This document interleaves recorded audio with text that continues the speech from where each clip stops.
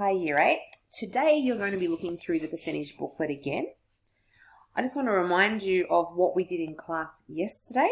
So we looked at the stuff here in topic 5 where we were finding a percentage of a quantity. We did it on the board together and you used your calculators. So for all this sheet you're going to use your calculators again. I'm just going to go over a few of these ones because we did them yesterday and you did pretty well at them. So if we have a look at question 1, if we're evaluating something on the lines of 10% of 300, you can probably do that in your head, the 10% ones. That's going to be 30. Let's look down to let's do the second one. 30% of 900. Again, you might be able to do it in your head. However, the working out would be 30%, we're going to write it as a fraction. So 30% is 30 out of 100. Remember, we're interchanging the percent sign for over 100. Of means times and then 900. You can pop that straight into your calculator to get your answer. And that one's going to be 270.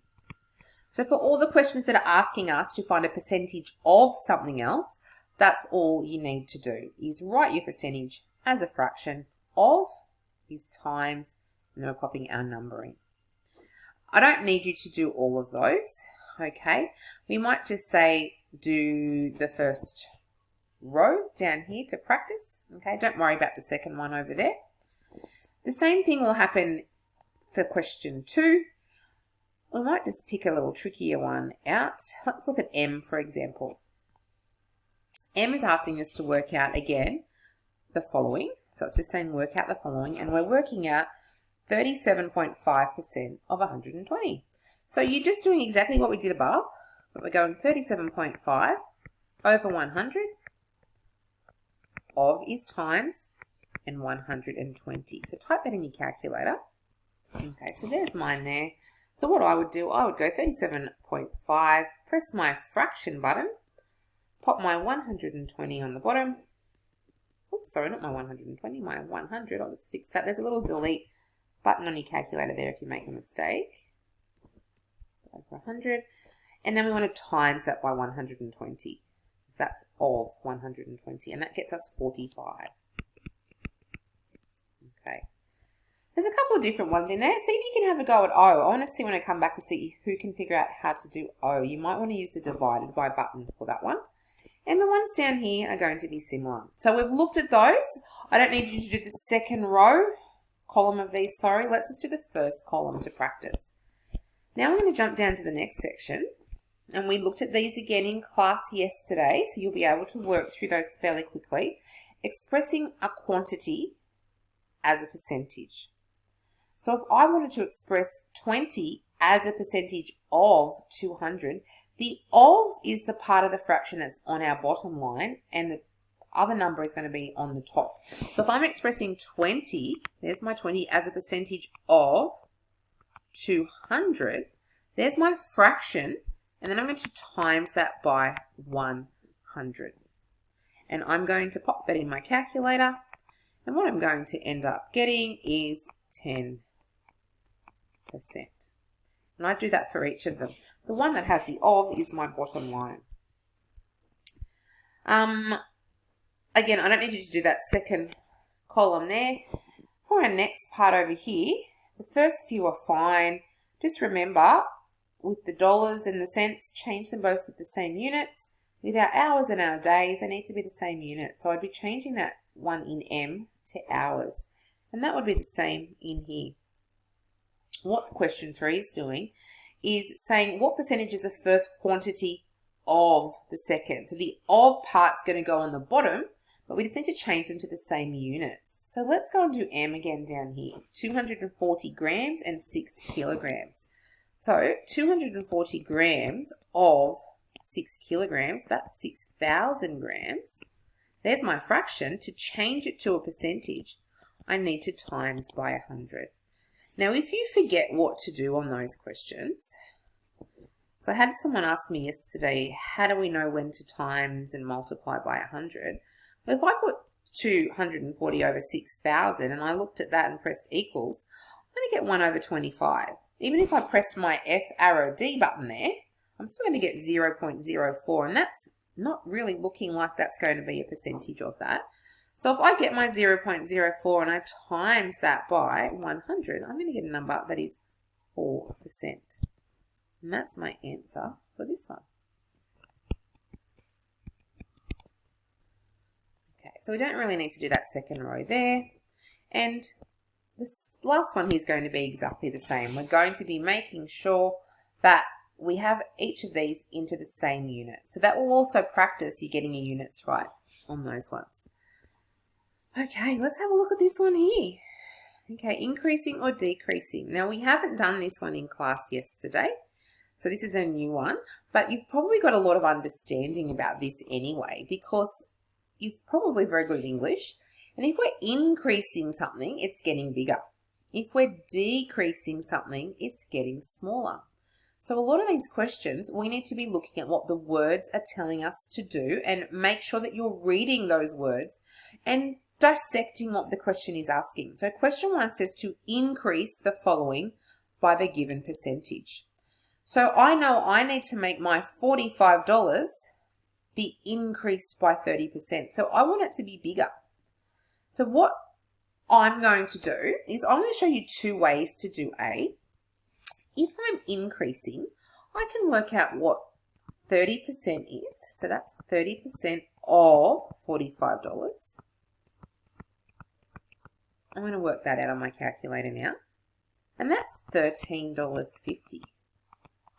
That's not my answer, because what it's saying to do is to increase 30% on top of my $45.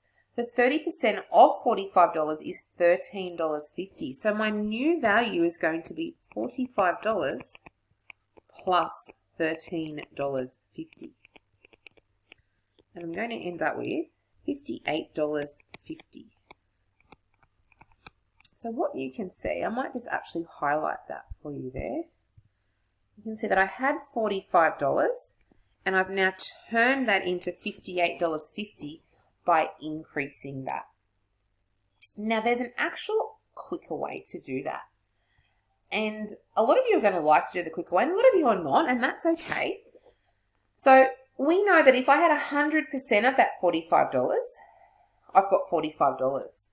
So by increasing it, I'm going to work out 130% of $45. So let's go and do that, and I'll squish that underneath here for us.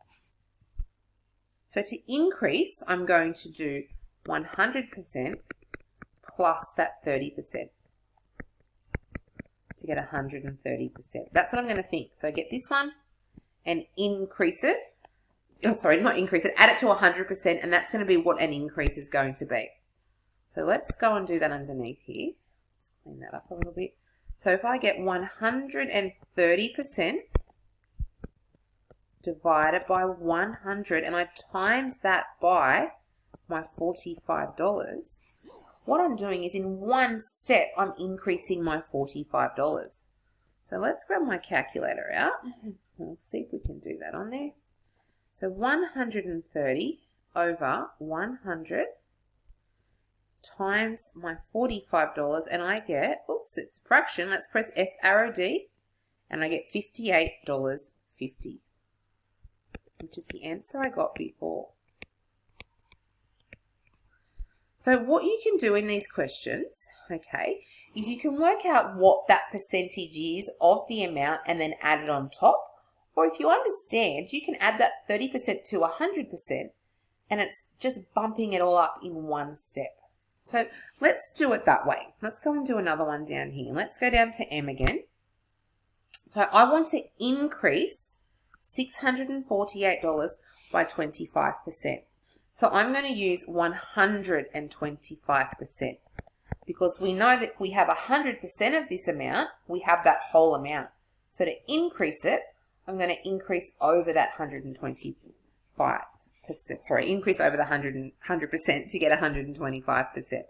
So let's take the 125 over 100 and times that by the amount that I want to increase, and that's going to get me my answer. So grab your calculators, typing that in, move me over there. Okay, so 125 over 100 times my 648, and that will get me 810. I'll put the dollars in there as well. So you can see it's bigger than the 648 and it's 25% bigger. Now, let's think what we could do for the decrease. I'm going to do the decrease two ways and then I'm going to get you guys to have a go. So with question 2, we're decreasing the following by a given percent. I might highlight that for you to see. Decreasing the following amount by the given percent. Okay. Oops. Yeah, so on A, we're going to decrease $63 by 19%. So let's just do it the original way that we did it before. So let's work out what 19% of $63 is, and then let's just decrease it. So pop that in your calculator and work that one out for me. I get $11.97. So I now need to decrease my $63 by the $11.97. So we're doing a subtraction. Pop that in and see what you get on your calculator. And that's $51.03. Now that method works fine, but I like shortcuts and I think you can cope with shortcuts. So let's do it the shortcut way like we did up above. Remember when we were increasing, I added 100% to the 19% and I worked that percentage out of 63 and it increased it. But we don't want to do that because we want to decrease. Remember, that's what we're doing here. So I need my number to be smaller. So what I'm going to do here is I'm going to get 100% and I'm going to take away 19% in this case. And that gets me 81%. So what I want to work out is 81% of the $63, and that would decrease it for me. So let's pop that in your calculator.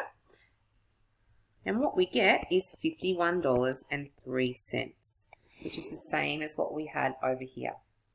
So I prefer you to do the quick way if you can, but if you're battling with that, you can go and do this because that's very logical as well. Okay, and that gets you two nice ways to increase and decrease. I'll just get you to do the first rows there for me. So you might be able to pause the video here and work through those. If you fly through that, I'm going to pop a second video up on the next section and you can work through that as well. And that will be the unitary method and percentages. We might have a look at that next week as well. So you don't need to get topic 8 done, the unitary method. I'd like you to get these things done. If you stop there, you might be able to go and have a look at the new Cambridge Go textbook and quiz yourself on those sections in the textbook as well.